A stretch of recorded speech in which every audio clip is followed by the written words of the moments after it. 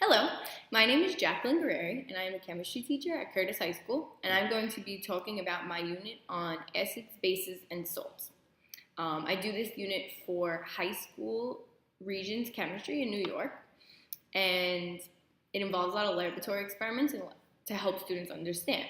That's one thing I know. Students with disabilities and English language learners definitely do an incredible job on laboratory experiments. It's hands-on.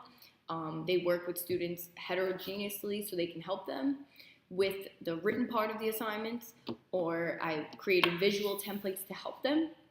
So I find that these are great units overall that the students do very well on. So on my first lesson, I incorporated it's the beginning, so I incorporated the different behaviors of acids and bases. So they're going to actually fill out a KWL chart on the difference between acids, bases, and salts. What maybe they've ever heard of them. Most students have heard of acids, don't really know much about bases. Salts have a general idea, but not exactly. Then they'll talk about what they want to learn, and then at the end, they'll talk about what they learned.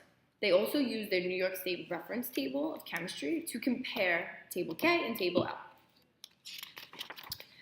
On the second day, they're going to have to go home and look at the household items, say, oh, maybe this is acid, maybe this base, maybe I don't know. I'm going to go in, I'm going to ask about it, I'm going to include that on my KWL chart. And those are things that I think, again, students with disabilities and English language learners have a really easy time to just go home and ask a question, oh, what is this? What is it used for? Something they can really relate to.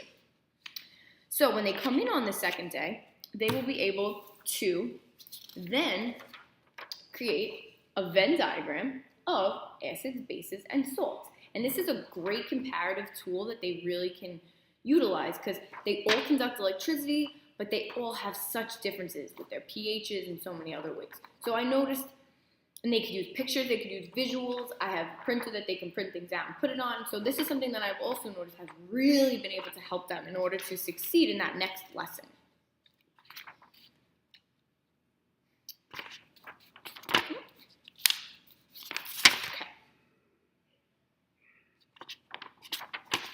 On the third day, students are going to do a laboratory experiment. And this experiment, again, this is exactly what I was saying. They're so useful for them.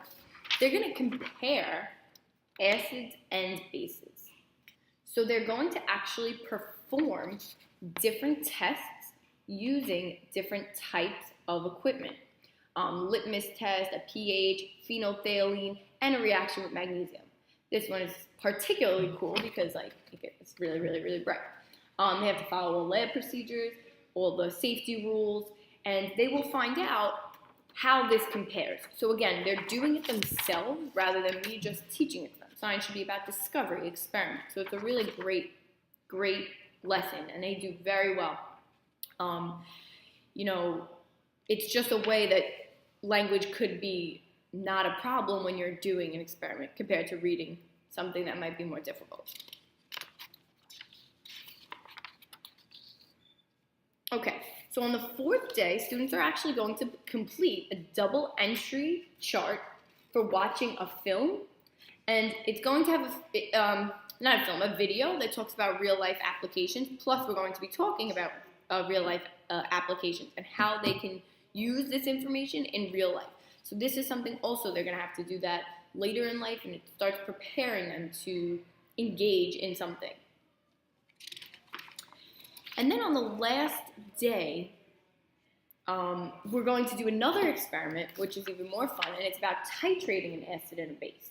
And that we use to be able to determine the concentrations and to see the differences between acids and bases and how we can actually even them out. Again, like I said, they're in group work, they're grouped heterogeneously, they get to work through it. This is what's given to the ELL and the SWD students. They get a template compared to my other students maybe who have to write a lab report. It depends on the situation and how I want to work it. So overall, I really do feel as though this unit is a great unit for all students to learn, that's relevant, they've heard about it compared to other units in chemistry like a mole where they have no experience and don't know what it is. This is something that they can really, truly relate to and work through experiments to be able to figure it out while also incorporating literacy and writing as they do so. Okay, that's all. Have a great day.